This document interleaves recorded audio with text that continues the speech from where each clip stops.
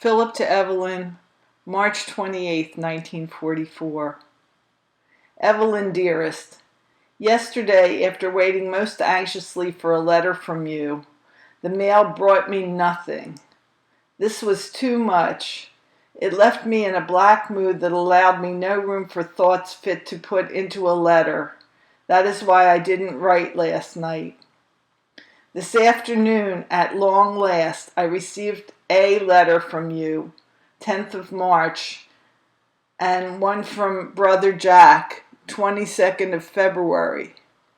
I had expected more than 10 letters when the mail did come through, but though I was disappointed with the solitary letter of yours, it did serve to snap me out of the blue funk I have been in for days now.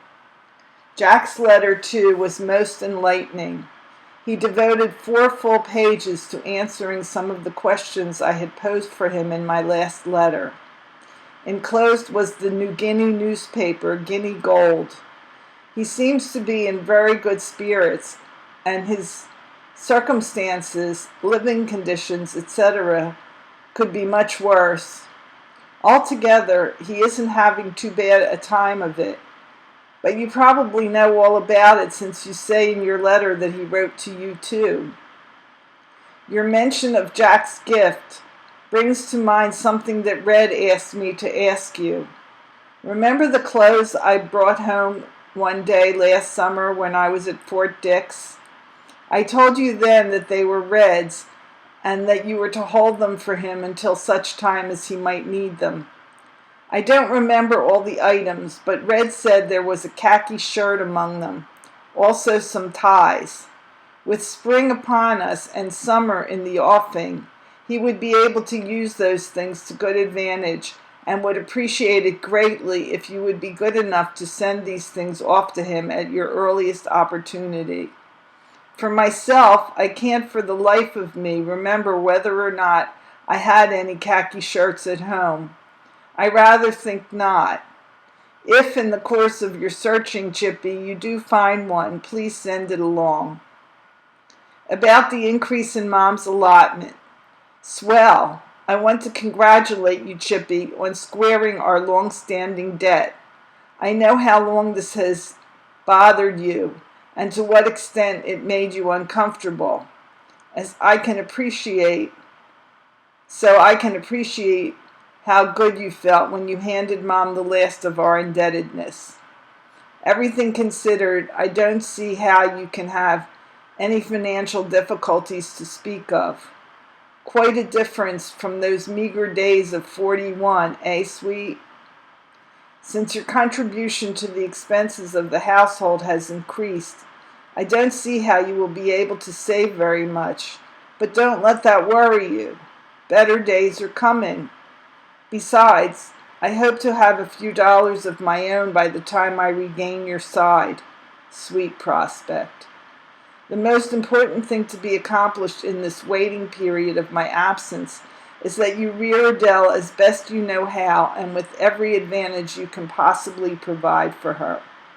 I don't have to ask you that she be inculcated with the knowledge that the instinct that she has a daddy far away who loves her very dearly and misses her very much indeed, a daddy who will return to her long before she is consciously aware of her lack of him.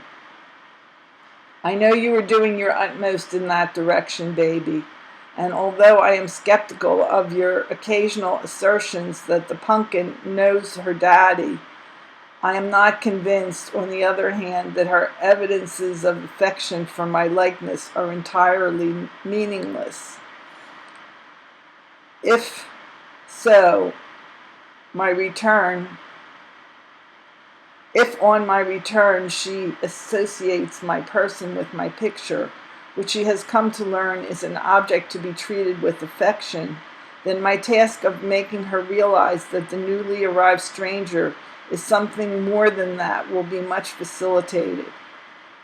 The other prime consideration at this time is that you, my darling, take the best possible care of yourself.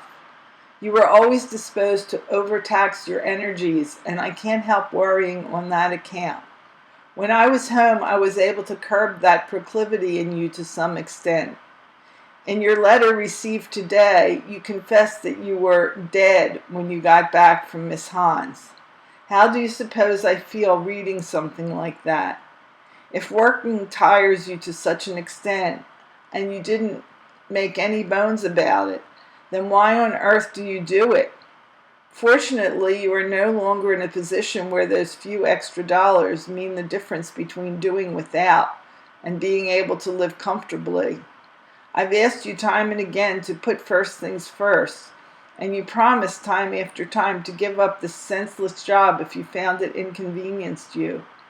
If you don't consider coming home knocked out an inconvenience, then I most certainly do, and I am hereby asking you to live up to your promise. Please, Chippy, for your health's sake and for my peace of mind, give up this interminable running about for the sake of a few measly dollars every time Miss Hahn calls you. My wish to find you exactly the same Chippy I left you is more than that. It is an ambition amounting almost to an obsession. Hard work always showed unfavorably on you, and if you persist in your present attitude, I will come back to see the marks of it on your person, and I will have lost a great deal. If you have my feelings at heart, sweet, you will do as I request. Don't force me to use stronger language in this matter. Again, you make reference to your new sport coat, and I'm still in the dark as to when and where you got it and how much you paid for it. You say it is, page 2, a bargain and a beauty. No one is a better judge on both counts than you, honey, so I'll take your word for it. Wear it well, and don't wear it out until I have a chance to see for myself. How's about a picture of you in the new coat? You presume to inform me that Adele will be a pretty girl, as if I didn't know. Reminds me of your mother's classic rejoinder when I informed her of the fact. She said, quote, "And why shouldn't she be? You had the perfect model right in front of you," end quote.